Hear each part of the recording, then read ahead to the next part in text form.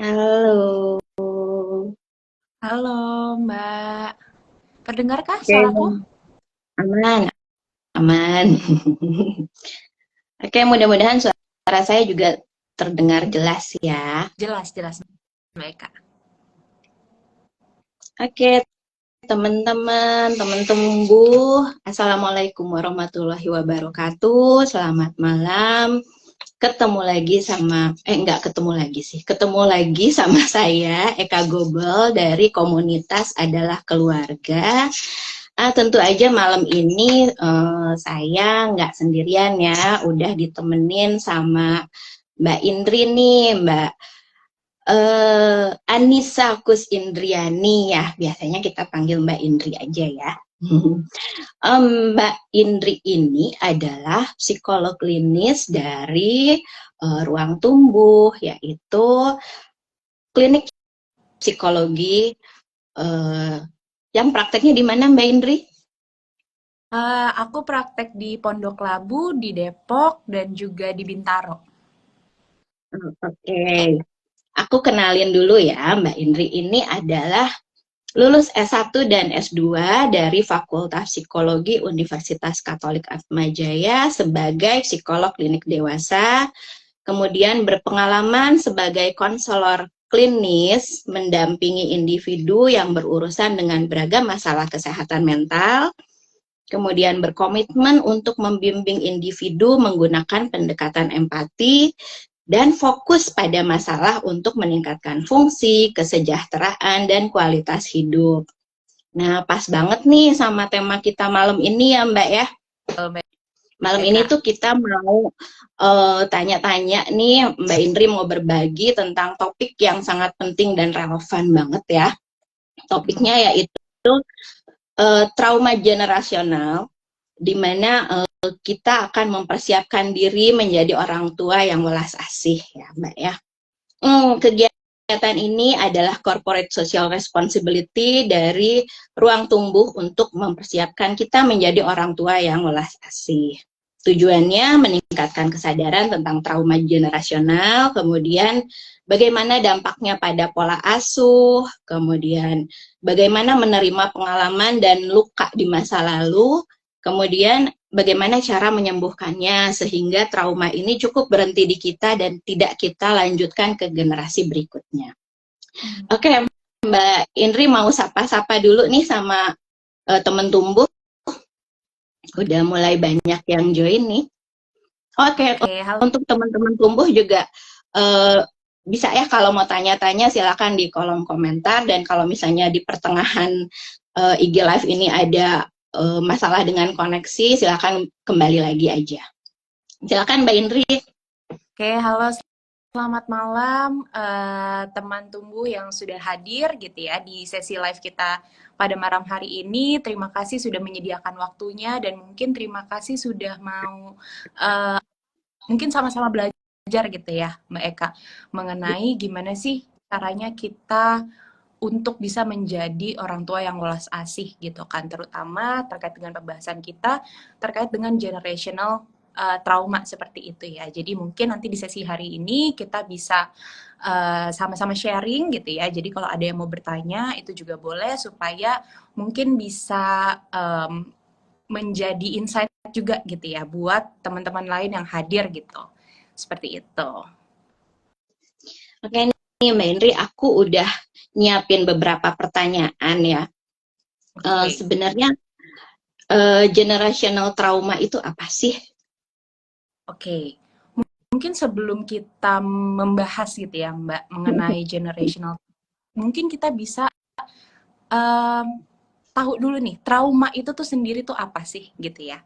Jadi kalau trauma sebenarnya adalah respon emosional seorang gitu atau dari individu ketika terpapar atau mengalami hal yang mungkin mengancam atau yang membahagiakan atau yang biasa kita katakan mungkin yang traumatis gitu ya. Baik itu yang dialami, baik itu menyaksikan gitu kan apa yang dialami orang lain ataupun berulang kali terpapar terhadap hal-hal yang traumatis. Misalkan kalau sekarang banyak gitu ya kita lihat berita-berita, oh ada perang di sini, perang di situ, atau mungkin misalkan kita lihat berita, oh di daerah rumah kita banyak yang mengalami pembunuhan misalkan, berbahaya. Nah, itu juga sebenarnya bisa menjadi sumber-sumber yang bisa menyebabkan kita trauma. Nah, kalau generational trauma ini adalah trauma yang diturunkan atau diwariskan gitu ya dari satu generasi ke generasi berikutnya. Mungkin kalau misalkan kita spesifikkan, generational trauma itu juga bisa jadi sebuah proses di mana mungkin orang tua itu punya unresolved trauma gitu ya, atau trauma yang tidak terselesaikan yang pada akhirnya itu diwariskan kepada anaknya melalui pola interaksi tertentu yang mengakibatkan efek dari trauma itu juga dialami oleh anaknya. Padahal anaknya itu mungkin nggak mengalami peristiwa traumatis itu secara langsung gitu ya. Jadi memang dampak dari trauma yang dialami oleh orang tua itu tidak terbatas hanya pada dirinya aja yang mengalami trauma tersebut, tapi bisa juga mempengaruhi generasi-generasi berikutnya. Seperti itu kalau terkait dengan generational trauma. Jadi yang diwariskan turun menurun gitu ya. Betul. Jadi apa aja sih faktor yang menyebabkan trauma ini jadi diturunkan gitu, diwariskan gitu, gimana Mbak? Oke, mungkin faktor utama, bukan faktor utama sih sebenarnya, lebih ke faktor yang sering aku temukan gitu ya. Mungkin kalau dari klien-klienku itu yang paling sering aku temukan adalah pola asuh dan juga uh, tindakan atau perilaku orang tua yang bisa menurunkan dari trauma tersebut gitu. Misalkan orang tua yang memiliki unresolved trauma itu mungkin bisa jadi dia jadi tidak hadir gitu ya secara emosional untuk anaknya, mungkin bisa juga jadi mengabaikan anaknya, atau mungkin jadi orang tua yang berprotektif, bahkan mungkin abusive gitu ya. Dan hal-hal ini juga bisa terhadap permasalahan atau uh, trauma yang dirasakan oleh seorang anak.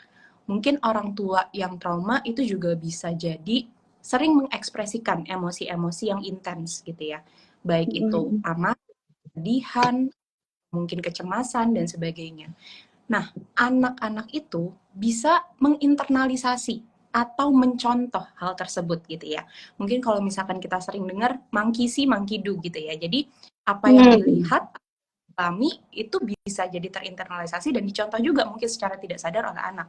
Jadi mungkin orang tua yang sering mengekspresikan emosi yang intens akibat trauma yang mungkin dia miliki itu akhirnya juga bisa membentuk anak yang serupa, yang seperti itu juga. Atau mungkin orang tua yang memiliki trauma itu kesulitan untuk menjadi kesulitan untuk mengelola emosinya yang berdampak pada kemampuannya untuk peka gitu ya, atau untuk merespon kebutuhan emosional anak itu juga jadi berkurang gitu. Misalkan dia jadi mengabaikan atau tidak memvalidasi gitu ya apa yang dirasakan oleh anak, akhirnya anak tersebut juga bisa jadi kesulitan untuk mengelola emosinya ketika di masa depan atau ketika dia dewasa. Atau ini juga satu hal yang mungkin aku temukan juga sih gitu ya dari klien-klienku, bahwa ada di mana orang tua itu menunjukkan traumanya gitu dan anaknya jadi merasa terbebani gitu dan bertanggung jawab untuk meringankan beban atau trauma dari orang tuanya. Jadi misalkan orang tuanya menceritakan tuh bahwa oh iya dulu mama hidupnya begini-begini susah apa segala macam. Nah anak tuh jadi merasa bahwa oh ya udah aku nggak boleh nyusahin orang tua gitu, harus ngebanggain orang tua, jadi sering merasa bersalah gitu kan, jadi sering menyalahkan diri sendiri. Nah, itu juga bisa menjadi faktor yang menurunkan trauma itu. Macam-macam lah sebenarnya contohnya gitu ya. Tapi intinya adalah unresolved trauma yang dialami orang tua itu bisa tertranslate di dalam pola perilaku dan juga pengasuhan terhadap anak gitu ya. Dan itu bisa menyebabkan trauma itu diturunkan. Dan mungkin kalau selain pola pengasuhan dan juga pola perilaku dari orang tua yang bisa menurunkan trauma itu juga bisa jadi norma atau budaya yang mungkin diterapkan atau mungkin secara tidak sadar kan gitu ya di dalam keluarga. Misalnya kayak menormalisasi kekerasan gitu ya. Atau misalnya stereotip peran gender, oh laki-laki harus begini ya, perempuan harus begini, laki-laki nggak boleh gini, perempuan nggak boleh gini, atau mungkin sikap atau budaya yang tertutup gitu dalam keluarga. Atau bisa juga, oh jadi anak tuh harus perfect, harus sempurna gitu ya, nggak boleh salah gitu. Nah mungkin itu hal-hal yang diajarkan udah secara turun-temurun gitu ya, dan sudah dianggap normal mungkin di dalam keluarga tersebut gitu. Jadi mungkin nggak disadari juga. Tapi itu sebenarnya juga hal yang menurunkan si trauma itu. Bahkan beberapa penelitian itu juga menunjukkan bahwa trauma itu bisa diturunkan melalui genetik gitu ya. Gitu ya, Mbak ya. Jadi mungkin aku Gimana itu? nggak bisa menjelaskan mendalam gitu ya, karena aku juga tidak mendalami bidang epigenetika gitu kan yang mempelajari hal tersebut. Tapi dari yang aku tahu, memang dari bidang epigenetika itu mempelajari bahwa lingkungan dan juga pengalaman seseorang itu bisa mempengaruhi cara gen itu bekerja gitu. Bukan merubah gennya ya, mempengaruhi cara gen itu bekerja. Jadi mungkin kalau aku sederhanakan gitu ya dengan pemahaman dan bahasaku adalah setiap orang itu sebenarnya punya gen yang berhubungan dengan permasalahan psikologis gitu, termasuk juga trauma. Dan akhirnya pengalaman dan juga lingkungan seseorang yang bisa mengaktifkan gen tersebut. Gitu. Jadi misalkan orang mengalami situasi yang traumatis atau situasi yang menekan, gen itu akan aktif tuh, gitu. Dan akhirnya itu bisa diturunkan. Tapi memang untungnya gen itu sifatnya reversible atau bisa dikembalikan. Jadi kalau misalkan orang itu berupaya untuk memulihkan dirinya, mengatasi traumanya, cara kerja gen itu juga bisa berubah lagi, gitu. Dan akhirnya mungkin jadi nonaktif tuh gen trauma tadi, dan akhirnya nggak jadi tuh diturunkan ke anaknya. Nah, jadi memang macam-macam lah bagaimana si trauma itu bisa diturunkan. Tapi kalau yang memang paling sering aku temui sih dari pola asuh dan juga tindakan orang tua gitu ya. Karena kalau dari gen kan kita juga susah ngelacaknya gitu ya. Seperti Iya, itu. betul. Jadi kalau ternyata si trauma ini tidak diselesaikan atau didiamkan atau dibiarkan begitu saja, ternyata risikonya seperti apa ya Mbak ya? Ternyata cukup besar mungkin ya? Pastinya sih gitu ya. Karena kan kalau traumanya tidak diselesaikan, traumanya dibiarkan, yang pasti traumanya akan terus ada gitu kan. Traumanya akan terus ada, akan terus berulang, yang pada akhirnya itu juga bisa mempengaruhi gitu ya kesehatan mental ataupun ya kesejahteraan mental atau emosional dari generasi-generasi berikutnya. Bahkan mungkin bukan hanya kesejahteraan mental aja gitu, tapi trauma itu juga bisa mempengaruhi kesehatan fisik gitu. Dari mulai hipertensi, diabetes, terus jantung, masalah terkait pencernaan gitu. Itu beberapa penelitian menunjukkan bahwa memang ada kaitannya dengan trauma. Dan penyakit-penyakit itu kan sebenarnya juga bisa diturunkan gitu ya ke generasi seterusnya. Jadi memang resikonya besar sekali sih kalau misalkan trauma itu dibiarkan dan tidak diatasi. Ya, berarti bahaya ya Mbak ya. Karena gini, saya pernah tuh Mbak ada cerita ya tentang seorang ayah yang akhirnya mereka bercerai gitu ya. Karena si ayah ini ingin menyelesaikan dulu isunya. Jadi si ayah ini sebenarnya family man, typical family man, tapi ketika ada hal-hal yang nggak sesuai di keluarganya, dia itu terbiasa memukul. Dan setelah ditelusuri itu katanya dulunya keluarga ya orang tuanya tuh sering mukul, tapi selalu ada kata-kata bapak tuh marah kayak gini, mukul kayak gini karena bapak sayang sama kamu. Kalau kamu anaknya orang lain, nggak mungkin bapak begini gitu. Jadi dan itu berulang-ulang gitu. Jadi kayak dia tahu kalau itu tuh nggak benar, tapi itu kayak terekam banget gitu dan akhirnya jadi apa ya? Jadi membentuk dia gitu. Nah itu kayak gitu kali ya Mbak ya. sebesar itu ya ininya apa dampaknya gitu ya Mbak ya. Terus Betul. gimana sih cara kita mengenali gitu ya kalau ada trauma gitu di diri kita sebagai calon orang tua atau udah menjadi orang tua gitu kan. Tentu aja mungkin orang tua kan nggak ada sekolahnya ya. Oh. Gimana kan kalau misalnya gimana sih kita menyadari bahwa oh ternyata ini tuh trauma ya gitu. Oke.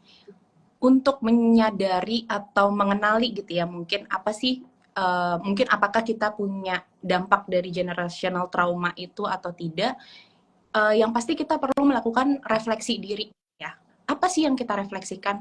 Apakah kita merasakan ada gejala-gejala emosional tertentu yang kita rasakan, gitu kan? Atau kan bagaimana sih cara kita berelasi gitu ya, atau bereaksi terhadap orang lain? Apakah sehat atau tidak gitu kan? Terus mungkin kita juga perlu merefleksikan, adakah pola tindakan yang kita itu kurang sehat atau kurang adaptif gitu ya, atau bahkan destruktif gitu kan. Nah, atau mungkin juga kita bisa merefleksikan nih, bagaimana sih pola dari pengasuhan orang tua kita dan pengalaman kita dengan orang tua dan dampaknya tuh apa itu buat kita. Nah, dari merefleksikan hal-hal tersebut, kita mungkin bisa membangun awareness gitu ya, bahwa oh kayaknya ada deh nih trauma-trauma yang ada di dalam diriku gitu kan. Karena generational trauma ini dampaknya bisa jadi berbeda-beda gitu kan dari setiap orang. Tapi mungkin kita bisa lihat tuh dari refleksi itu, mungkin ada yang oh kita tuh kayaknya merasa sulit deh untuk mengekspresikan atau mengelola emosi misalnya, atau misalkan kita punya pandangan yang negatif terhadap diri kita sendiri, atau kita punya rasa kebencian diri, atau misalnya kita punya self esteem yang rendah gitu ya, atau mudah cemas, atau mungkin kita punya gaya berelasi atau gaya attachment yang tidak aman gitu. Atau misalkan kita punya trust issue, kita punya kecenderungan people pleaser dan masalah-masalah lainnya gitu ya. Dan ini tuh sebenarnya mungkin seperti yang tadi disampaikan Mbak Eka juga gitu. Dalam aku menangani klien gitu ya, beberapa klien tuh suka bingung, nih gejala-gejala yang dirasakan tuh asalnya tuh dari mana? Ngerasanya nih udah ngerasain ini dari kecil, tapi nggak tahu nih awalnya tuh apa. Dan setelah ditarik, oh ternyata memang gejala yang dirasakan itu dipengaruhi oleh bagaimana pola pengasuhan orang tuanya, bagaimana interaksinya dia dengan orang tua. Terus setelah ditarik lagi, oh ternyata memang orang tuanya pun juga punya masalah gitu. Orang tuanya pun juga mungkin punya trauma gitu. Jadi untuk mengenali dampak dari generational trauma, yang perlu kita refleksikan itu adalah hal-hal tadi. Dan mungkin ya kita coba selain merefleksikan itu, refleksikan ini ada hubungannya nggak ya gitu dengan mungkin hal-hal atau trauma-trauma yang pernah dirasakan oleh mungkin orang tua ataupun kondisi keluarga seperti itu. Oke, terus bagaimana sih caranya ya membangun kesadaran diri dan supaya kita jadi pendekatan empatinya tuh seperti apa sih Mbak? Buat menjadi orang tua gitu ya, Ya, maksudnya ya? supaya jadi orang tua yang ulas asih gitu, yang berempati gitu ya. Karena kan semua orang kan punya luka ya Mbak ya. Betul. Mungkin kelihatannya baik-baik aja, tapi kalau ditarik lagi, semua orang pasti punya luka gitu. Apalagi untuk calon di fase-fase yang udah dewasa gitu ya, udah mau jadi orang tua atau udah menjadi orang tua. Dan untuk yang udah jadi orang tua pun kayaknya nggak terlambat gitu Mbak untuk mengubah cara parenting kita, cara pola asuh kita untuk menjadi orang tua yang lebih welas asih gitu. Oke. Untuk membangun kesadaran diri dan juga empati gitu ya, untuk menjadi orang tua yang welas asih, mungkin pertama lagi-lagi kita perlu merefleksikan diri lagi gitu ya. Bagaimana sih cara orang tua kita tuh mendidik kita gitu kan? Dan bagaimana itu berdampak? Gunanya apa kita merefleksikan itu? Supaya kita tahu, kan kita udah merasakan nih pola asuh orang tua kita seperti itu, dan itu membentuk kita menjadi individu yang seperti ini gitu. Jadi kita bisa tahu apa ya yang sudah baik gitu kan dari pola pengasuhan orang tuaku ke aku, apa yang masih belum baik lah gitu ya, atau apa yang mau aku terapkan gitu ya dari apa yang diajarkan atau diberikan orang tuaku, mana yang mau aku hindari untuk aku terapkan gitu. Jadi dengan merefleksikan itu kita juga jadi aware, dan kita itu bisa membantu kita untuk menghindari pola pengasuhan yang mungkin kurang sehat gitu kan, yang mungkin bisa kita terapkan kita. Nah, kemudian kita perlu untuk membangun kesadaran emosional atau emotional awareness gitu ya. Mungkin bisa dilakukan dengan kita melakukan journaling gitu ya. Karena kan dengan melakukan journaling kita bisa tahu nih apa yang kita rasakan, penyebabnya tuh apa. Kita jadi lebih kenal sama diri kita sendiri, lebih kenal sama emosi kita, dan ya akan terbangunlah emotional awareness itu gitu. Atau mungkin selain journaling kita juga bisa menerapkan praktik mindfulness gitu ya. Misalkan kayak kita melakukan teknik pernapasan dalam atau meditasi, itu kan sebenarnya bisa membantu untuk kita mengobserv atau mengamati apa sih yang kita rasakan. Karena kadang kita tidak aware sama apa yang kita rasakan. Kita aja kadang nggak tahu kita tuh ngerasa apa gitu ya. Jadi emosi itu perlu dibangun dulu. Nah, setelah kita sudah lebih aware dengan emosi kita atau apa yang kita rasakan atau luka yang kita miliki gitu ya, yang perlu kita lakukan adalah kita menerima dan mengakui gitu ya, bahwa oh memang aku merasa ini, oh memang aku punya luka ini, dan nggak apa-apa gitu loh, nggak apa-apa aku punya luka ini, nggak apa-apa aku ngerasa ini, apapun yang aku rasakan, apapun yang aku alami itu valid kok gitu. Karena mungkin kadang ada orang yang denial gitu ya. Kayak mungkin kita bilangnya gitu kan, enggak kok aku baik-baik aja, enggak kok aku nggak apa-apa gitu. Padahal sebenarnya nggak baik-baik aja gitu. Dan nggak apa-apa kok, it's okay not to be okay gitu kan kalau kata orang gitu. Kalau misalkan kita sudah menerima dan mengakui apa yang kita rasakan, itu bisa membantu kita untuk kita juga bisa memahami, mengakui perasaan orang lain juga gitu ya. Jadi kita mulai dari diri kita sendiri dulu gitu. Kita belajar dari memahami dan mengakui perasaan diri kita sendiri dulu. Dan itu bisa membantu kita berlatih untuk memahami dan mengakui perasaan orang lain.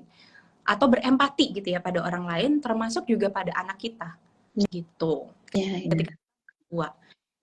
Dan kalau misalkan kita ngomongin ulas asih gitu ya. Ulas asih itu kan sebenarnya kalau bahasa psikologinya itu kan adalah compassion gitu ya. Nah, kita juga menerapkan compassion itu, di mana kita memperlakukan diri kita dengan penuh kasih gitu ya, penuh perhatian, penuh pengertian gitu. Dan dengan kita bersikap seperti itu, lagi-lagi itu bisa membantu kita untuk lebih mahir lah ya gitu, untuk bisa menerapkan compassion atau welas asih itu kepada orang lain, termasuk juga kepada anak gitu.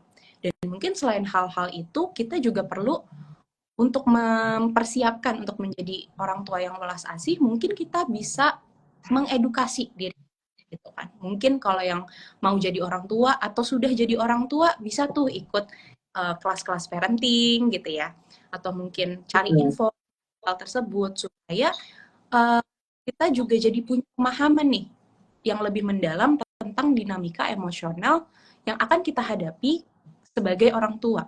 Dan akhirnya kan kita juga jadi bisa mengantisipasi gitu ya. Kita juga jadi bisa mempersiapkan gimana nih kalau jadi orang tua, aku harus seperti apa. Nah, kurang lebih seperti itu sih mungkin. Jadi memang untuk kita bisa berempati dan menjadi orang tua yang welas asih itu harus mulai dari diri sendiri dulu. Kita harus menyelesaikan yang kita rasakan dulu, mungkin luka-luka kita dulu, baru kita bisa empati dan juga welas asih ke orang lain. Seperti itu. Ya Mbak ya. Jadi teman tumbuh tuh sebenarnya kita nggak perlu malu ya kalau ternyata untuk mengakui bahwa ternyata diri kita ini memang penuh luka gitu ya. Jadi jangan buru-buru ditolak gitu ya. Dan nggak perlu malu gitu kalau kita tuh ternyata punya luka gitu. Cuman lebih diserap lagi gitu ya, lebih dirangkul gitu ya emosinya gitu, lukanya ini, dan kita berusaha untuk sembuhkan gitu ya Mbak ya. Betul.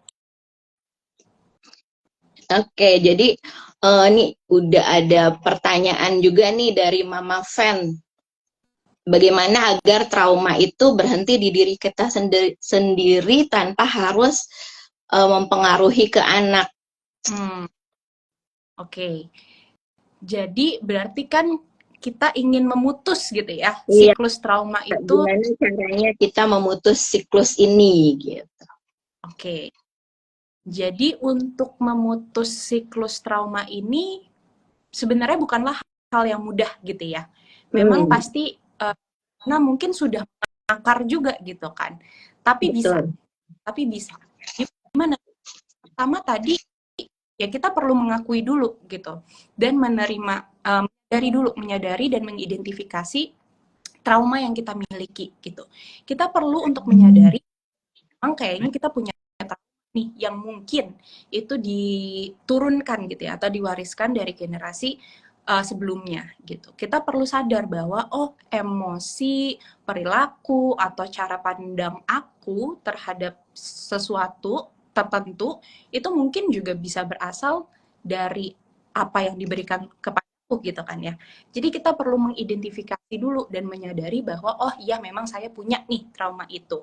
Dan kalau dari Mama Fen tadi kayaknya kan berarti dengan menanyakan pertanyaan itu berarti sudah sadar gitu ya bahwa ada trauma ya di dan itu yang membuka pintu sebenarnya untuk kita bisa memutus siklus trauma tersebut. Nah, setelah kita menyadari, ya balik lagi kita perlu mengakui dan menerima trauma tersebut gitu. Ya udah misalkan kita merasakan dampak dari trauma yang mungkin dirasakan oleh orang tua kita ataupun mungkin diturunkan ke kita itu nggak apa-apa gitu karena kalau kita tidak menerima trauma yang kita rasakan kalau kita misalkan marah gitu ya kita menyalahkan orang lain kenapa sih mama begini karena mama begini aku jadi begini itu nggak akan maju gitu untuk pemulihannya gitu. Jadi memang kita harus menerima dulu, ya udah ini yang terjadi sama saya saat ini dan nggak apa-apa gitu. Nah setelah kita menyadari, mengidentifikasi dan mengakui, kita perlu satu dulu dampaknya apa sih dari trauma ini dalam kehidupan kita gitu. Karena ini yang bisa membantu kita untuk semakin menguatkan dorongan untuk memutus siklus dari trauma tersebut. Karena kan kita juga udah merasakan sendiri gitu ya bahwa oh dampak dari itu seperti ini, nggak nyaman juga buat aku nggak mau terus-terusan seperti ini dan aku nggak mau anakku nanti seperti ini juga. Gitu. Jadi kita perlu sadar dulu dampaknya tuh apa. Nah setelah kita menyadari dampaknya, ya udah kita berusaha untuk memutus dengan berkomitmen untuk pemulihan gitu ya. Pulih. Apa yang kita lakukan untuk kita bisa pulih? Ya mungkin kita bisa coba untuk mungkin yang bisa membantu tuh juga misalkan kita coba untuk berkonsultasi gitu ya dengan profesional gitu kan karena trauma yang dimiliki kan juga pasti kompleks gitu ya sederhana itu gitu atau mungkin kalau usaha mandiri gitu ya yang bisa dilakukan yang biasanya pun juga aku sampaikan gitu ya ke klien-klienku adalah coba deh untuk tulis surat gitu untuk Oh, untuk iya. diri kita di masa lalu kah, di diri kita di masa kecil, atau mungkin untuk orang tua kita kah yang misalnya kita rasa kita mendapatkan trauma dari situ gitu. Apa sih yang sebenarnya ingin kita katakan? Apalagi untuk diri kita di masa lalu gitu ya. Sekarang kita gitu, kita udah mau menjadi orang tua, tapi kita merasa trauma. Diri kita di masa lalu, diri kita yang masih kecil itu dia juga merasakan trauma yang sama seperti apa yang kita rasakan gitu. Dan mungkin diri kita yang sekarang udah lebih dewasa, udah lebih bisa berpikir, udah bisa lebih punya power gitu ya. Kalau yang masih kecil ini kan kasihan banget gitu ya. Apa sih yang mau kita katakan sama diri kita yang waktu masih kecil itu? Hadirlah untuk dia gitu. Jadi untuk memutus siklus trauma ini yang memang dibutuhkan adalah identify, acknowledge, dan juga address. Jadi identifikasi tadi traumanya, akui traumanya dan juga address, kita coba tangani, kita coba selesaikan trauma tersebut. Gitu, bisa dengan cara mandiri ataupun minta bantuan profesional juga. Seperti itu. Oke, jadi dengan cara reparenting itu ya Mbak ya, menemui kita di masa lalu yang lagi luka, yang lagi terluka itu ya, ditanya kebutuhannya apa gitu ya. Mungkin untuk sebagian besar orang kok apa sih silly banget gitu ya, atau mungkin saking lukanya gitu nggak mau lagi mengulang gitu, nggak mau lagi mengingat-ingat gitu ya, tapi justru itu memang kita harus ketemu ya sama diri kita di masa lalu gitu supaya tahu kebutuhannya apa gitu ya. Karena sebenarnya kan udah ada. Ya gimana Mbak? Ada nanya lagi ya? Aku sedikit tadi mau. Iya. Ya sebenarnya kan kayak kita punya luka, mungkin kayak kita punya luka di kulit gitu ya, luka yang robek gitu kan. Kalau misalkan kita diemin aja itu akan infeksi, itu akan membusuk gitu. Mau nggak mau perlu kita obatin. Obatinnya mungkin dibersihin dulu pakai alkohol dan itu sakitnya bukan main gitu. Tapi kalau nggak kayak gitu, lukanya nggak bersih, nggak ketutup lagi tuh kulitnya. Jadi memang mau nggak mau harus seperti itu gitu. Ya kalau misalkan memang kesulitan untuk melakukan atau menghadapi itu sendiri, ya jangan takut untuk minta tolong juga gitu. Untuk minta dukungan, minta bantuan seperti itu. Iya, betul-betul. Oh ya, ini ada lagi pertanyaan nih. Mana tadi? Masih berhubungan dengan gimana kalau masih serumah gitu ya. Tadi itu saya sempat bagaimana jika dari Ibu Arini Izati, bagaimana jika trauma pola asuh itu masih ada sampai saat ini, bahkan berulang, sehingga kita mengabaikan orang tua kita karena sadar akan trauma yang diakibatkan oleh orang tua kita ya, gitu. Jadi saat ini tuh sampai mengabaikan orang tuanya karena masih karena teringat-ingat terus trauma yang diakibatkan oleh orang tuanya. Mungkin kayak gitu ya Mbak Arini ya maksudnya. Oke. Sebenarnya kan mungkin kalau misalnya bagaimana kita memutus siklus traumanya kan tadi sudah sedikit kita bahas gitu ya. Tapi kalau dalam permasalahan ini sebenarnya tuh kalau kita butuh nggak apa-apa loh untuk kita bisa bangun hubungan atau batasan yang sehat gitu ya sama orang tua mungkin atau sama orang yang menjadi sumber trauma kita gitu. Walaupun mungkin terdengarnya kok anak durhaka banget gitu ya. Tapi mungkin itu adalah hal yang kita butuhkan karena kalau kita tidak memberikan batasan itu dulu, kita nggak bisa pulih juga gitu. Misalkan kita udah berupaya nih untuk pulih, oh ke psikolog apa ngelakuin terapi, tapi pulangnya didapat trauma lagi gitu kan. Jadi nggak naik-naik progresnya. Jadi sebenarnya kalau memang dibutuhkan untuk membangun batasan yang sehat gitu dengan sumber dari trauma kita gitu ya, itu nggak apa-apa banget sebenarnya. Batasan yang sehat tuh seperti apa? Bukan berarti kita jadi memusuhi atau kita mungkin jadi berlaku yang kurang baik atau kasar atau gimana tuh enggak. Ya tapi kita tahu batasannya tuh seperti apa. Oke, mungkin aku ketemu sama orang tua kalau misalkan ada acara keluarga aja atau misalkan aku merespon membahas apa aja gitu, tapi tetap ada batasannya tuh seperti apa supaya kita nggak terpapar terus gitu kan sama sumber trauma kita gitu. Dan mungkin ya untuk melakukan itu kan juga sulit gitu ya, kita harus menjaga jarak gitu sama orang tua ya. Mungkin kita juga butuh support gitu kan dari lingkungan sekitar gitu, mungkin dari pasangan atau dari anggota keluarga lain yang bisa membantu kita untuk menciptakan batasan yang sehat itu, seperti itu.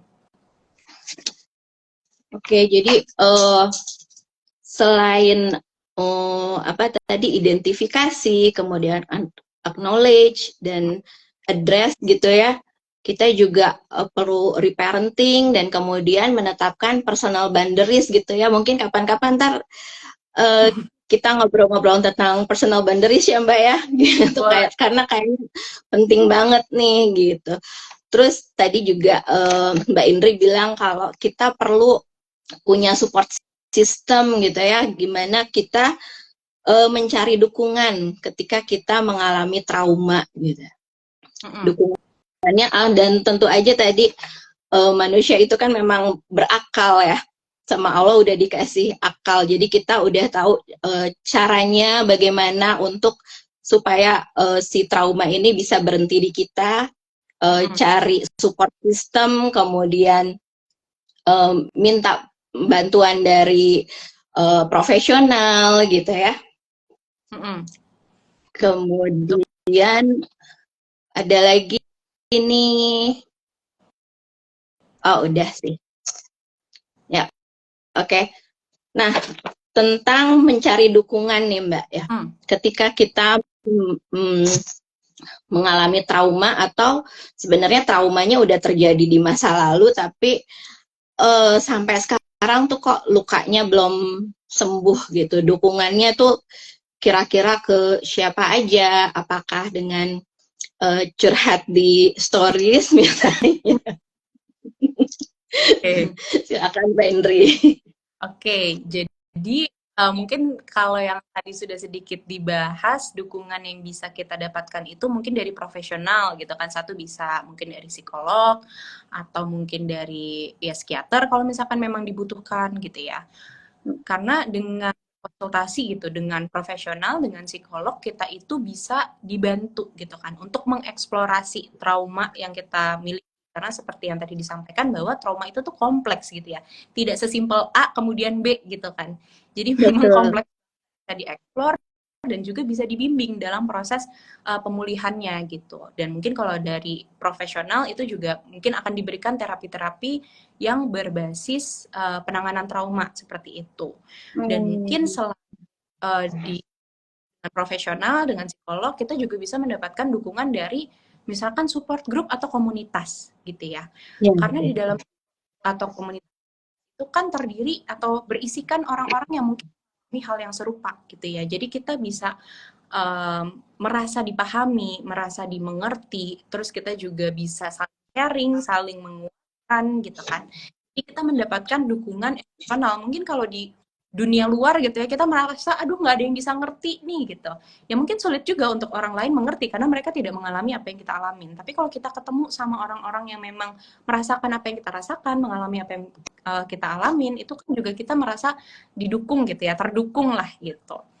Nah, kemudian kita juga bisa sharing lah mungkin sama orang lain. Tadi kalau misalkan Mbak Eka bilang apa curhat gitu ya di story, lebih baik kita curhat sama orang yang memang kita percaya gitu ya. Kalau di story kan kita nggak tahu tuh siapa aja yang ngeliat gitu kan. Lebih baik memang kita cerita sama orang yang deket sama kita, yang kita percaya, mungkin keluarga, mungkin teman, mungkin pasangan gitu ya. Supaya kita juga bisa mendapatkan dukungan yang kita butuhkan. Kalau misalkan kita cerita di story nanti diomongin orang atau apa, nambah masalah lagi gitu kan, bukan menyelesaikan masalah gitu ya. Yang penting ketika kita merasakan ada trauma atau masalah apapun, kita jangan ragu untuk minta tolong gitu kan, minta support sama orang lain. Dan sebenarnya pun kita juga bisa mensupport diri kita sendiri gitu ya, dengan ya kita mencari informasi dan edukasi mengenai hal-hal tersebut gitu, atau dalam hal ini mungkin mengenai trauma gitu kan. Jadi mungkin ada cara-cara secara mandiri kah yang bisa kita lakukan gitu ya. Jadi ya kita bisa mendapatkan support dari diri kita sendiri dan juga dari orang lain. Yang penting aware, kita sadar bahwa kita trauma, kita punya masalah, kita merasa nggak mampu ngadepin ini sendiri, minta tolong gitu. Oke, ini ada dari Mbak Suryanin 937. Bagaimana kita berdamai dengan orang-orang dekat dan sekitar pas kita rasa selagi kita terpuruk, merasa kayak terpojokkan dan dihakimi. Bahkan sampai sedih banget, kayak hilang arah, Mbak. Oke. Jadi merasa bahwa orang-orang sekitar itu tidak bisa memberikan dukungan gitu ya, malah menghakimi kan. Nah, untuk berdamai berarti mungkin dalam kata lain kita mencoba memaafkan. Karena kan untuk tapi menjadi pertanyaan, gimana cara maafinnya, sakit banget nih gitu kan. Nah, memang memaafkan itu adalah sebuah pilihan, sebuah proses gitu. Jadi memaafkan memang adalah sebuah kita pilih. Kalau kita belum memilih untuk memaafkan, prosesnya juga nggak akan jalan gitu. Tapi kalau kita sudah memilih untuk memaafkan, apa yang bisa kita lakukan gitu kan ya? Mungkin uh, satu, kita perlu sadari dulu apa sih yang ada di pikiran kita gitu ya. Dengan tindakan mereka seperti itu, dengan mereka menyakiti kita seperti itu, apa yang pikirkan gitu kan. Nah, dari pikiran-pikiran yang kita miliki itu kita perlu untuk mereframe gitu ya, atau kalau kita bilang membuat gitu. Kita menantang pikiran tersebut. Gimana cara nantangnya? Mungkin bisa dengan kita lihat dari perspektif lain yang bisa menjelaskan kenapa ya mereka mungkin satu, mereka menghakimi karena mereka benci sama aku. Itu satu kemungkinan. Ada nggak kemungkinan mereka menghakimi aku karena mungkin mereka nggak pernah merasakan yang aku rasakan, jadi mereka juga nggak tahu rasanya jadi aku seperti apa gitu. Jadi bukan karena mereka jahat, mungkin karena mereka nggak tahu gimana caranya. Atau mungkin kita juga bisa melihat dari perspektif lain itu dengan melihat sisi positifnya tuh, hikmahnya itu dari kejadian itu. Misalnya, hikmahnya adalah aku jadi tahu nih ternyata si ABC ini memang orang yang nggak baik buat aku, misalkan gitu. Terus yang DEF misalkan yang baik nih, yang peduli sama aku, ya udah aku fokus aja sama mereka. Atau pelajarannya apa? Kalau misalkan aku salah, aku ceritanya sama si siapa aja ya gitu. Ya, mungkin yang cukup tahu ya si ABC ini, berarti besok-besok aku nggak usah cerita sama dia lagi. Jadi kita perlu men-switch fokus kita dalam melihat situasi masalah tersebut gitu. Kalau misalkan kita melihat masalah tersebut itu sebagai sesuatu hal yang menyakitkan banget deh, walaupun menyakitkan sih, tapi kalau kita switch kita bisa melihat pasti ada positifnya gitu ya dari kejadian tersebut, baik pelajaran tadi, hikmahnya. Nah, kita perlu fokus sama yang positifnya itu, seperti itu mungkin yang bisa dilakukan. Dan kan mau memaafkan gitu ya, mau berdamai dengan situasi tersebut, ya mungkin kita perlu sering-sering mengafirmasikan hal-hal tersebut gitu, pikiran-pikiran positif tersebut. Ya mereka memang kayak gitu karena mereka nggak ngerti kali ya. Ya udah deh, nggak apa-apa, aku memaafkan mereka gitu. Dari mulut kita keluar gitu bahwa kita, tapi balik lagi adalah proses kita perlu memilih untuk memaafkan gitu. Karena kalau nggak akan jalan prosesnya seperti itu. Oke, jadi memaafkan itu pilihan ya, dan bukan berarti kita lemah. Artinya memaafkan itu kontrolnya ada di kita karena kita yang memilih untuk memaafkan mereka gitu ya. Oke, ada lagi teman tumbuh, tolong kalau pertanyaan di ini ya, di kolom pertanyaan nih yang ada tanda tanyanya supaya nggak hilang. Coba ya. Di aku nggak ada ya Mbak ada ya? Juga nggak ada di aku. Oke, ini ada nih lucu banget ya, Olivia. Oke, memutus siklus traumanya gimana ya? Misal trauma kucing atau orang yang pernah dilecehkan misalnya. Oke, trauma sama kucing sama trauma karena pernah udah bisa mengidentifikasi berarti ya traumanya sama apa gitu ya. Dan berarti kalau dari Olivia ini berarti kan traumanya trauma first hand gitu ya, bukan generational trauma gitu, yang memang dialami. Dan mungkin kalau untuk trauma dengan kucing juga pernah dilecehkan, sebenarnya kurang lebih sih sama jawaban sebelumnya. Untuk mengatasi trauma kucing, kita juga yang kita pikirin kan terkait kucing. Nah itu pikiran-pikiran itu tantang. Mungkin kucing itu kan seekor binatang yang mungkin bisa dibilang harmless ya, gitu kan, atau tidak buas gitu kan. Nah, berarti kan sampai bisa takut sama kucing, berarti ada pikiran-pikiran yang mungkin perlu, dan yang kita pikirin kan, oh aku kucing, uh, terus misalkan kita coba tantang, emang benar kucing ini mau akan gigit aku gitu. Nah, itu seperti mungkin kalau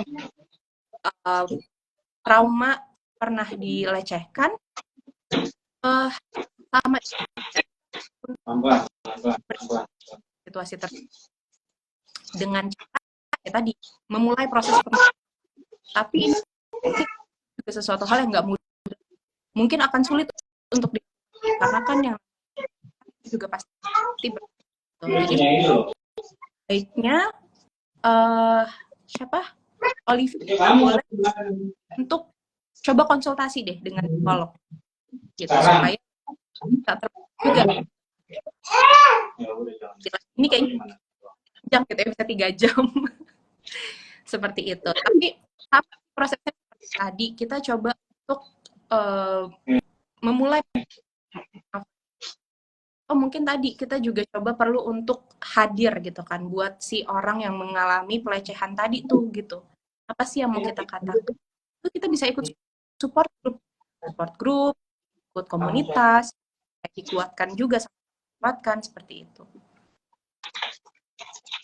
Ya, betul-betul. Dan sekarang memang akses ke komunitas, akses ke ilmu itu kan ini ya udah mudah banget ya, nggak kayak dulu gitu ya. Sekarang udah gampang banget untuk masuk ke komunitas-komunitas yang memang membantu pertumbuhan kita. Salah satunya masuk ke komunitasnya adalah keluarga ya, powered by klinik ruang tumbuh. Jadi memang komunitasnya ini bukan asal komunitas yang ngumpul-ngumpul, tapi memang di bawah atau diawasi oleh para profesional gitu.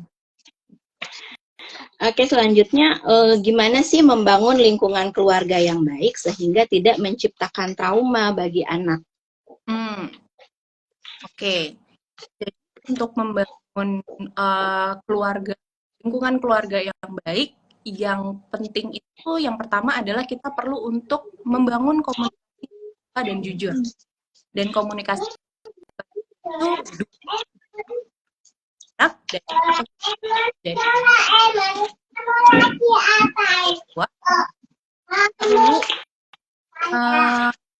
mengomunikasikan cara gitu, dan jangan bohong gitu, karena sering banget nih gitu anak-anak itu kadang dibohongi gitu ya dengan kebohongan-kebohongan yang sebenarnya sederhana banget gitu. Misalkan, oh kamu kalau nggak mau tidur nanti didatangin monster gitu, atau oh iya nanti dibeliin mainannya besok, tapi nggak dibeliin gitu kan. Sebenarnya kan itu bisa membuat anak merasa dikhianati gitu ya, dan akhirnya itu juga bisa membuat anak jadi punya trust issue mungkin sama orang lain, dan juga menimbulkan ketakutan atau trauma gitu ya, kalau tadi misalkan ditakut-takutin seperti itu. Nah, di sisi lain kita juga perlu mendorong anak mengomunikasikan secara terbuka apa yang mereka rasakan dan apa yang mereka pikirkan gitu kan, supaya mereka tuh juga merasa aman gitu. Mereka merasa keluarga itu adalah tempat yang aman untuk mereka, karena keluarga kan memang seharusnya menjadi tempat yang paling aman gitu ya untuk seorang anak menjadi dirinya sendiri, untuk berkembang gitu. Jangan sampai ketika anak itu mengomunikasikan apa yang mereka rasakan malah dimarahin misalnya, validasi gitu kan. Nah, jadi memang penting banget untuk kita hubungan komunikasi yang terbuka dan jujur juga dengan anak. Kemudian tadi ngomongin rasa aman gitu ya, kita perlu tuh menciptakan rasa aman itu untuk gimana? Mungkin dengan cara kita ekspresikan gitu kan, kasih sayang kita kepada anak, mungkin baik secara verbal, secara tindakan. Misalkan kita memberikan apresiasi, kita puji atau misalkan kita sampaikan bahwa kita sayang sama mereka, dan hal perlu konsisten gitu ya. Jangan sampai oh hari ini menunjukkan kasih sayang anak gitu ya, tapi besoknya kita dingin gitu sama anak. Nah, ketidakkonsistenan itu membuat anak tuh jadi bingung, dan akhirnya ketika dia jadi sulit untuk mengelola emosinya juga gitu. Walaupun sebenarnya walaupun kita berusaha aman dengan disiplin itu juga sebenarnya tetap perlu gitu. Tapi memang ketika kita memberikan disiplin atau memberikan konsekuensi itu juga harus diimbangi dengan empati. Jadi mungkin kita menjelaskan nih, kenapa dikasih konsekuensi seperti ini gitu. Alasannya apa? Terus kita juga berikan mereka kesempatan untuk mereka bisa berpendapat, untuk mereka bisa mengungkapkan apa yang mereka rasakan gitu ya. Jadi perlu balance antara si disiplinnya dan juga empatinya, seperti itu. Dan kemudian kita juga perlu memberikan contoh gitu kepada anak, karena seperti yang kita bahas tadi gitu ya, monkey see monkey do gitu kan, kita perlu aware bahwa apa yang kita lakukan itu akan mempengaruhi anak. Apa yang perlu kita contohkan? Ya misalkan sikap yang positif, bagaimana kita menghadapi tekanan, bagaimana kita bisa mengelola emosi dengan baik, dan sebagainya. Dan kita juga perlu untuk bisa memahami kebutuhan anak. Karena anak itu kan, setiap anak itu unik gitu ya. Walaupun mereka anak kembar pun, pasti akan berbeda gitu. Jadi kita nggak bisa memukul rata, menyamaratakan bagaimana kita melakukan pendekatan terhadap anak gitu. Apalagi sampai membandingkan gitu kan. Misalkan kita ngebandingin sama kakaknya gitu. Oh kakak kamu kalau dikasih tahu sekali langsung dengar, kamu kok nggak dengar-dengar gitu. Atau mungkin ngebandingin sama anak orang lain. Atau mungkin ngebandingin sama diri sendiri gitu ya. Mama tuh nggak pernah gini kok, kamu gitu sih gitu. Nah itu perlu diperhatikan tuh gitu. Karena dengan kita memahami apa yang dibutuhkan oleh anak, anak itu juga jadi bisa merasa dimengerti dan meminimalisir mungkin trauma-trauma yang mungkin dirasakan. Dan yang pasti kita perlu punya quality time juga sih gitu ya sama anak. Gitu. Kita perlu menghabiskan waktu sama anak dengan waktu yang berkualitas supaya bisa memperkuat bonding emosional juga, menambah pengalaman positif anak juga gitu ya dengan keluarga. Kurang lebih mungkin seperti itu sih gitu. Oke, ini udah banyak banget catatannya nih. Oke, jadi komunikasi secara jujur, kemudian anak juga perlu diapresiasi secara konsisten, kemudian kita juga harus berlatih untuk disiplin ya. Karena disiplin ini bukan berarti kasar atau keras, tapi tegas ya. Betul. Kemudian perlu juga memenuhi anak-anak dengan memenuhi tangki cintanya ya, dengan 5 bahasa cinta itu ya Mbak ya. Quality time, kemudian anak-anak juga monkey see monkey do gitu ya, jadi lead by example gitu ya, mereka juga meneladani apa yang mereka lihat, apa yang mereka dengar gitu ya. Kemudian tentu aja tetap harus punya support system yang kuat gitu, dan nggak bosen untuk belajar.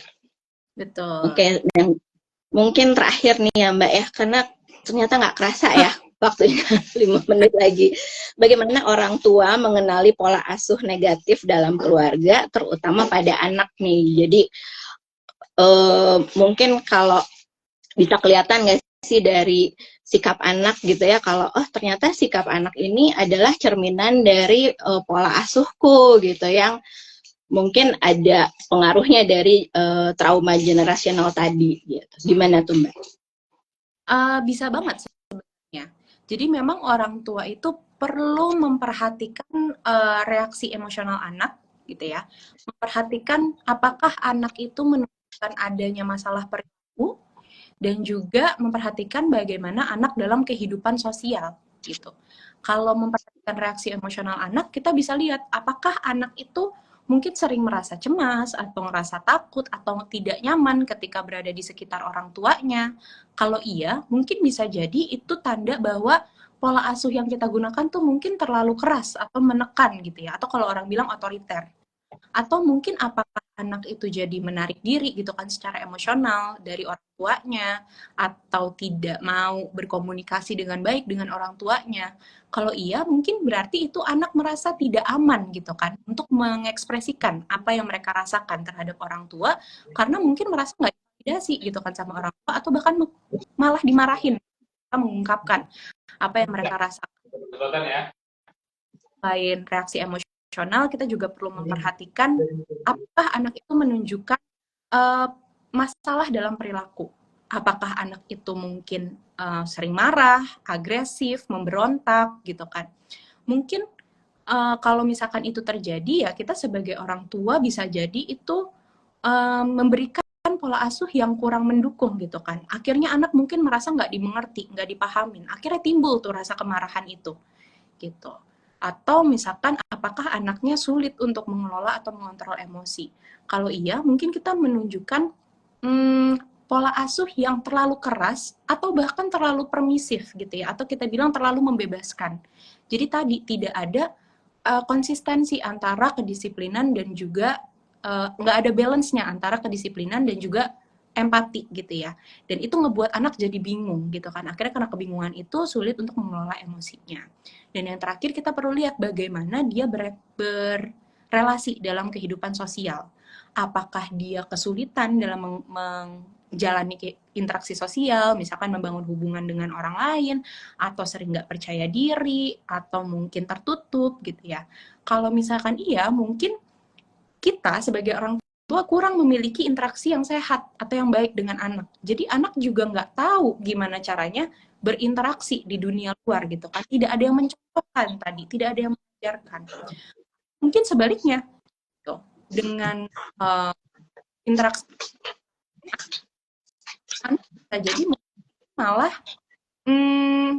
terlalu bergantung sama orang lain gitu kan. Karena dia merasa kebutuhannya tuh tidak terpenuhi oleh orang tua. Akhirnya dia nyari itu di orang lain. Atau mungkin bisa juga jadi sering cari perhatian gitu kan sama orang lain. Jadi memang untuk mengenali pola asuh yang negatif itu kita perlu melihat tadi bagaimana reaksi emosional anak, masalah perilaku anak, terus juga bagaimana anak di kehidupan sosial, dan kita perlu refleksikan apakah hal-hal ini itu disebabkan oleh apa yang kita lakukan terhadap anak atau pola asuh kita. Seperti itu. Jadi memang kita perlu tadi gitu ya, perhatian gitu kan sama anak. Perlu kita pahami nih anak seperti apa. Gitu. Oke, kayaknya nggak akan selesai-selesai ya Mbak ya kalau kita bicara tentang trauma atau generational trauma aja kita udah sepanjang ini ya. Ini juga catatan saya udah banyak banget. Dan ini tuh waktunya ternyata udah ada tulisannya nih udah mau habis. Ini ada beberapa yang aku tulis, pokoknya intinya tadi ya identifikasi, kemudian acknowledge dan address, kemudian kita punya akses ke komunitas atau support system yang memang mendukung pertumbuhan kita, kemudian jangan lupa bahwa anak ini juga lead by example gitu, jadi jadilah contoh yang baik gitu, yang memang patut diteladani oleh anak gitu. Dan semoga trauma generasional ini cukup berhenti di kita dan kita punya kekuatan, punya ilmu, punya power untuk memutus rantai generational trauma ini. Oke Mbak Indri, ada closing statement mungkin untuk teman-teman tumbuh? Mungkin kalau dari aku, memutus trauma itu bukanlah sesuatu hal yang mudah gitu ya. Tapi setiap skill yang kita lakukan untuk memahami dan memulihkan diri kita dari trauma, itu adalah langkah menuju masa depan untuk kita bisa menjadi orang tua yang welas asih. Dan menjadi orang tua yang welas asih itu bukan tentang menjadi orang tua yang sempurna, tapi tentang menjadi tua yang mau terus tumbuh, mau terus belajar dari pengalaman, dan juga mau terus memperbaiki diri. Kalau dari aku seperti itu sih Mbak Eka. Setuju banget gitu ya. Jadi bukannya tidak mudah, tapi bukannya nggak bisa, tetap bisa. Dan semoga kita bisa menjadi orang tua yang pantas untuk diteladani. Oke teman-teman Tumbuh, terima kasih udah join sama kita malam ini. Ini juga nanti bisa disimak lagi ya rekamannya. Mohon maaf untuk yang kurang-kurang dan follow kita terus untuk bahasan-bahasan yang lain. Oke, terima kasih Mbak Indri ilmunya. Ini aku catatannya banyak banget. Makasih banyak. Mudah-mudahan manfaatnya bisa diambil juga sama teman-teman Tumbuh yang udah join malam ini. Assalamualaikum warahmatullahi wabarakatuh. Selamat malam, selamat menikmati malam Seninnya. Siap-siap buat besok. Semangat. Makasih Mbak Indri. Mbak Eka. Oke.